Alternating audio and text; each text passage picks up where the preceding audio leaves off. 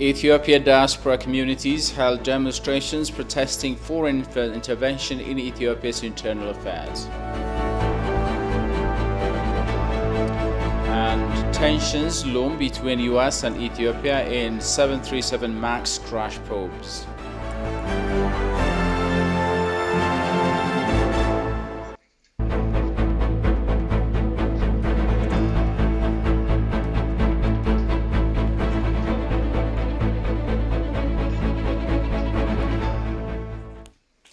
Those are the top stories in this news edition. Hello and welcome to ETV News. With the news, I'm Shmelis Lemma.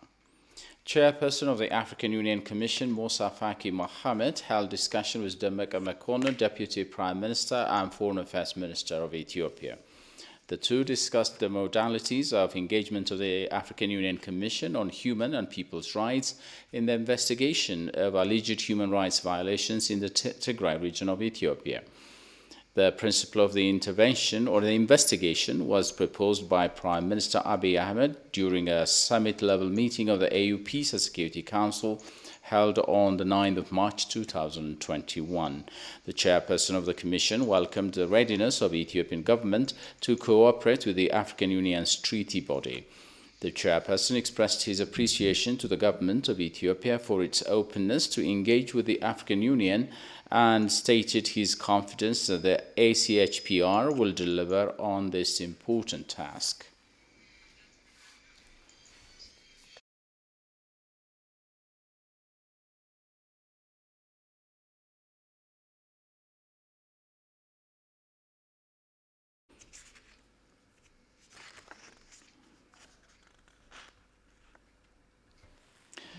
The U.S. ambassador to Ethiopia, Gita Pasi, says the USA will continue to beef up the humanitarian and peace relief efforts in the state of Tigray. This came while the Tigray interim administration briefed over 40 ambassadors in the state's capital yesterday. The CEO of the administration, Mulu Negga, has called on global donor and humanitarian organizations to help reinforce Ethiopia's humanitarian rehabilitation and peace-building efforts. Shifara Olago reports. Ambassadors from over 40 countries were in Mekelle City, the capital of the state of Tigray, to personally witness the situation there and ask for clarification after being briefed on the humanitarian and peace-building efforts in the state. The CEO of the Tigray interim administration, Mulu Negga, has updated the ambassadors on the relief and rehabilitation efforts going on in the state, as well as peace-building institutions. He told the ambassadors the fact that relief operations are going on in the state after the law enforcement operation. He also elaborated on the humanitarian rights protection efforts. Despite the fact that the government has provided unfettered access to the state, the contribution of international donor communities and humanitarian organizations is still only 30%. U.S. Ambassador to Ethiopia told ETV that the U.S. will stand by Ethiopia. First of all, I'm very pleased to be able to have come to Mekelle with so many diplomatic colleagues. I've only been in the country a short period of time, and this is my first trip, and I think that it underscores how important we feel Tigray is.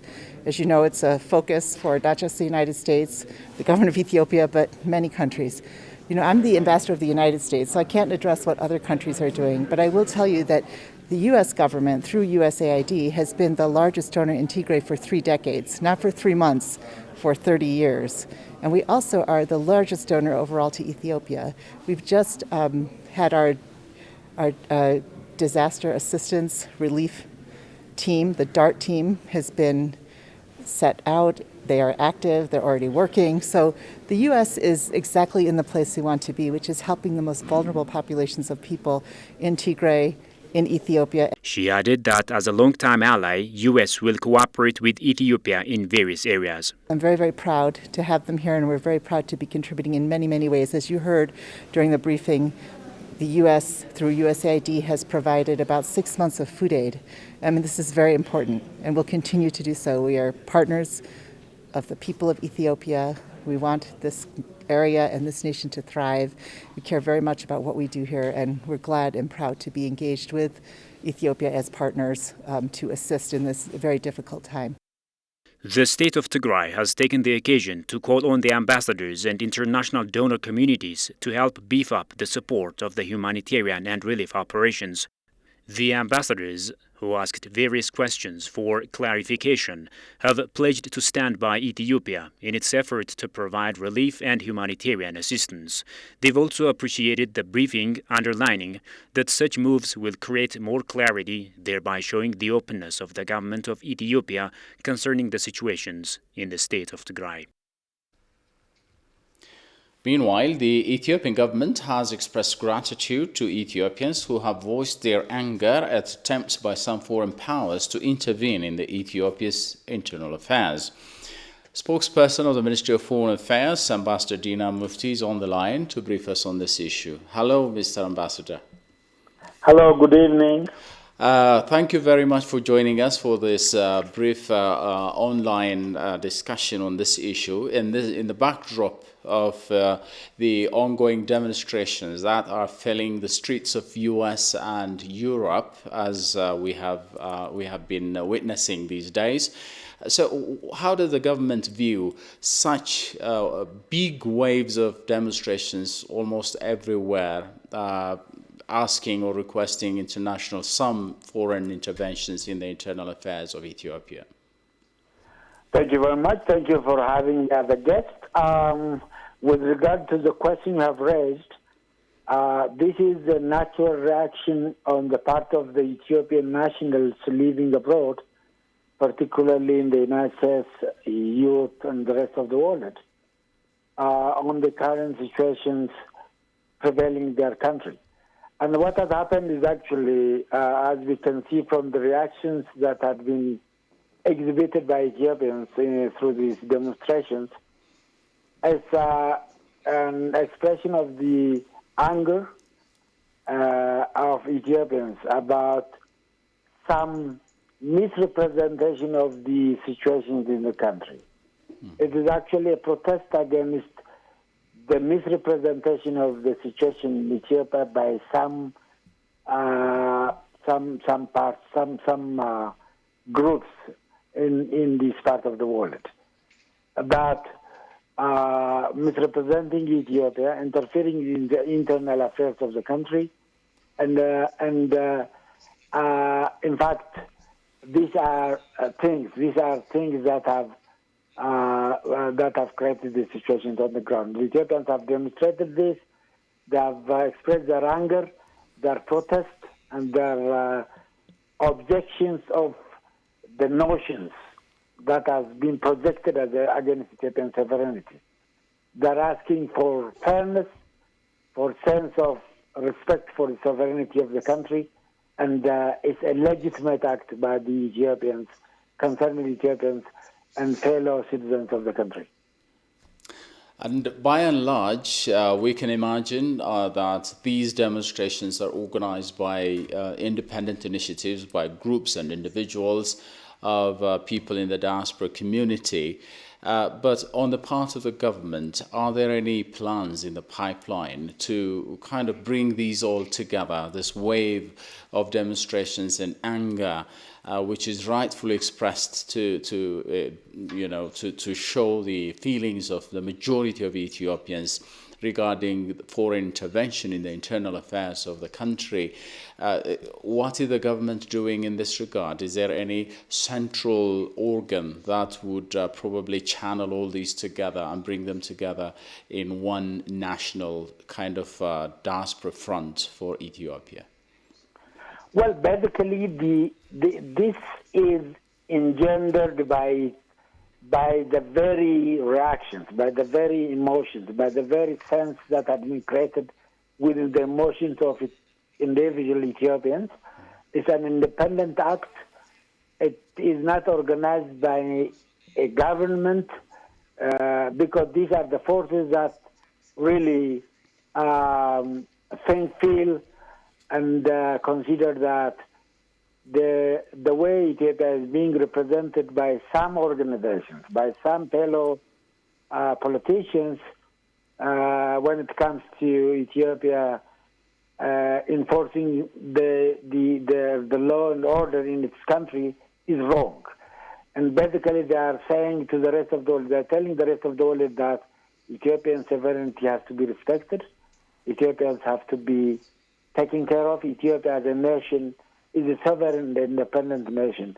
It's an independent act being orchestrated by Ethiopian individuals living abroad, and it has nothing to do with the government.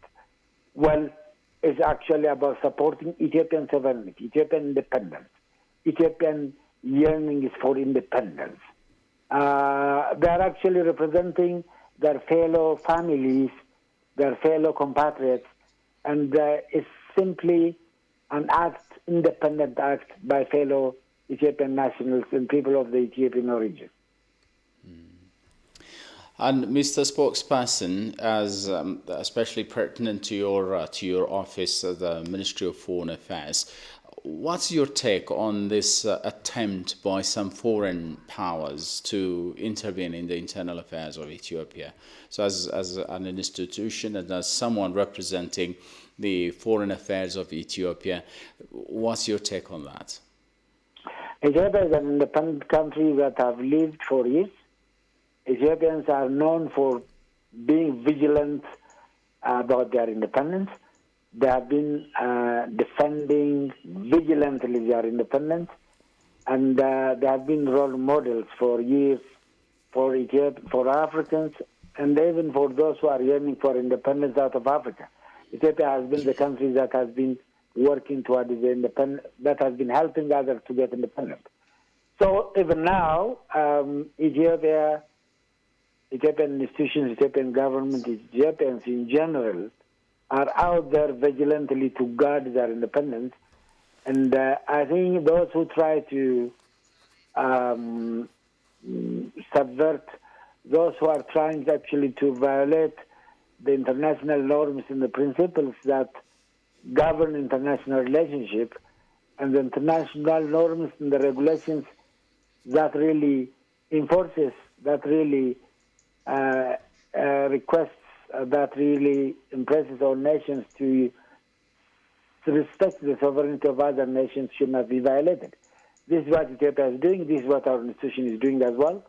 And this is what everybody, every peace-loving country and nation of the world should stand for. This is a standard, international standard.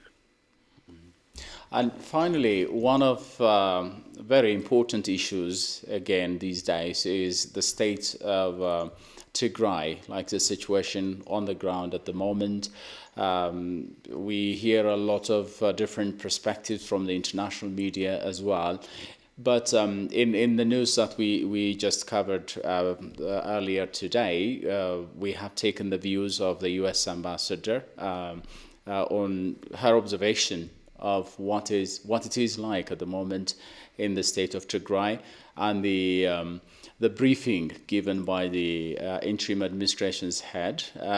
But have you also gathered the reflections of the rest of the ambassadors, and what is the general picture like from their respect? As you know, the Tigray is open for visits by anyone, including donors and the media guys. And that's why yesterday about more than 40 ambassadors from more than 40 nations resident in Ethiopia, in Addis, have paid a visit to Tigray, and especially to Mekelle. They have been briefed by the interim administration about the current situation there, the achievements and the challenges as well. So they have seen that, this incident has proved that the country is open, and everyone he can travel to Tigray on the basis of notifications, be it donors or the media guys or others. The region is open. And this has created a very good impression of the fact that the government is open there for any activity of any type, particularly for current humanitarian activities. The ambassadors have observed that. They are briefed by the interim administration about what the administration is doing, the achievements so far, the limitations, and what is needed. And actually they made a call on the international community as well about stepping up the support, the relief assistance, because that area has been out of the military operation which had been conducted so as to make sure that law and order is observed in that part of the country. And now it's time for rehabilitation, it's time for reconstruction, it's a time for confidence building. The ambassadors have been briefed about it, and that they were told, they were advised, and they were actually, there was an appeal made to them about stepping up the relief assistance by each of their countries. And this is what has happened. Yes, in fact, this is quite a commendable act by the government, even lauded by members of the opposition front here at home as well, to grant unfettered access to members of the media, both local and international media, to the state of Tigray, as well as, of course, the humanitarian assistance given. We will follow on that on other news editions, but for now, many thanks, Mr. Ambassador, Ambassador Dina Mufti, spokesperson of the Ministry of Foreign Affairs. Thank you very much. You're welcome. Thank you very much. Have a nice evening. Thank you, sir. Moving on to the rest of the news, Ethiopian diasporas in New York held a demonstration protesting foreign intervention in Ethiopia's internal affairs. The rally is an extension of Wednesday's demonstration this week in Washington, D.C.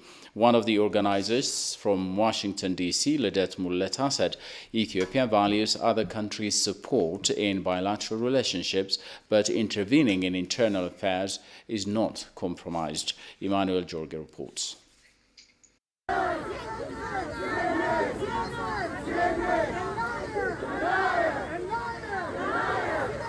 Among the organizers of the demonstration in the U.S., Lidet Muleta said that Ethiopia is not the first country to go through law enforcement operation, but America also had somehow similar experiences before. She pointed out that they can advise or support on bilateral relations, but intervening in internal affairs is never compromisable. We want the U.S. relationship with Ethiopia to continue. But we also would like internal matters to stay internal. We would like advice, support, and bilateral partnerships.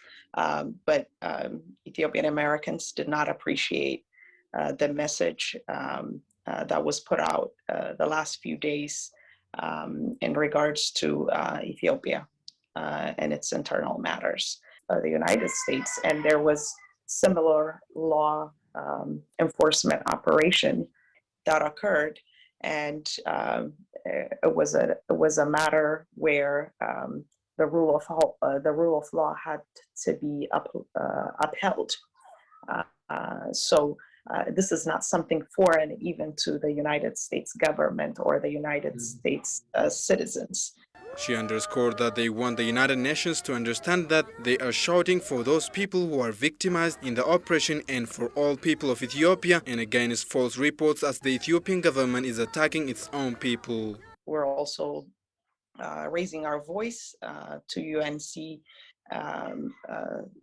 Security Council to consider the Ethiopian government's stand. We're not standing for any victims to be harmed. We are actually standing to make things work for the entire 110 million people in Ethiopia. And there has been a lot of negative media that has been perceiving that Ethiopia is attacking its own citizens, which is not the case.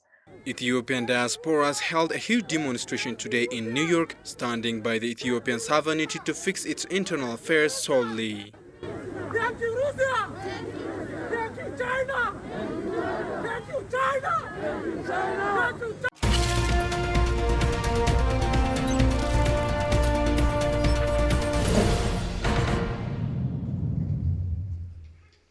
And in our business update, the government of Ethiopia has unveiled a 5-year lowland livelihood resilience project with 2.2 billion birr in Afar regional state.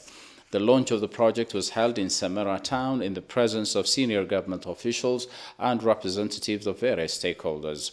Afar Regional State Lowland Resilience Project Coordinator, Deresa Ali, said The 5-year project will be implemented in 250 localities of 20 woredas in the region, calling on the community of stakeholders to contribute their share for the success of the initiative.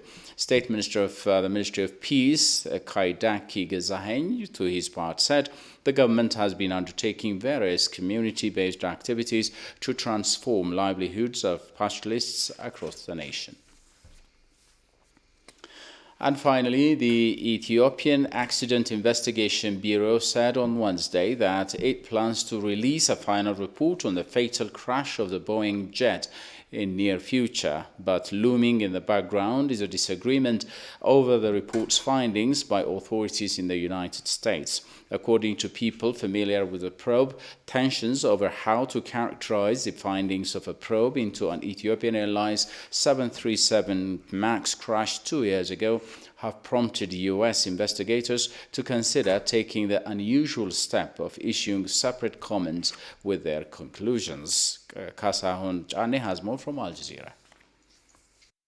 The work is in the final stage, the Transport Ministry said in a statement on Air's Facebook page Wednesday, without giving a publication date. The update coincided with the second anniversary of the Ethiopian Airlines jet disaster outside Addis Ababa, which killed all 157 people on board. Looming in the background is disagreement over findings in the report, said the two people familiar with the behind-the-scenes activity. They asked not to be named while discussing the highly sensitive talks between the two nations. The United States National Transportation Safety Board have been concerned about pilot actions during a fatal flight and how systems on the jet should be described, said one of the people. The Ethiopian report was still being discussed between local investigators and external stakeholders, said a third person with knowledge of the matter in Ethiopian, who also asked it not to be identified. Calls and messages outside regular working hours to Ethiopian investigators at the Ethiopian Civil Aviation Authority and Transport Ministry seeking commands were not immediately answered. The NTSB continues to work with Ethiopian investigators to assist them with completing the investigation, which includes reviewing their draft final report and providing their commands, the United States agency said in a statement. Following the provisions in Annex 13 of the International Civil Aviation Organization, all investigative information will be released by Ethiopian authorities. At least some disagreement has existed for months between officials in Ethiopia and the United States. Investigators in Ethiopia had been prepared to conclude the cause of the crash a year ago, but held of issuing those findings after objections from the United States and France, Bloomberg reported. Well, that's it in this news edition, but before we wrap up, a reminder of our top stories today. Ethiopian diaspora communities held demonstrations protesting foreign intervention in Ethiopia's internal affairs.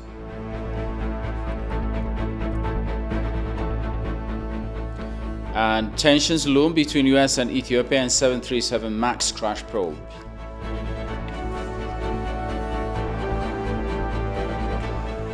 Many thanks.